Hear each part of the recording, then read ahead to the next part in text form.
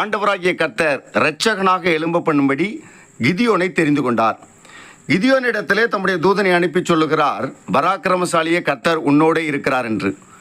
ஆனால் கிதியோன் சொல்லுகிற வார்த்தை, நாங்களே ஒடுக்கப்பட்டிருக்கிறோம், சோர்ந்து போயிருக்கிறோம், எங்களால் எப்படி ஜெயிக்க முடியும் என்று சோர்ந்து சொல்லுகிறான்.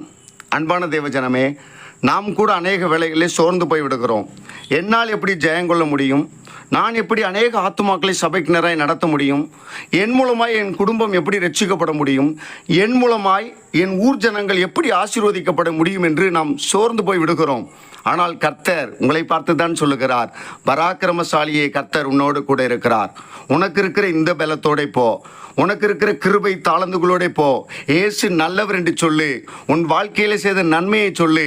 கர்த்தர் உன்னை கொண்டு உன் குடும்பத்தை, கிராமத்தை கர்த்தர் நிச்சயம் ரட்சிப்பார். கர்த்தர் உங்களை ஆசீர்வதிப்பாராக. ஆமேன்.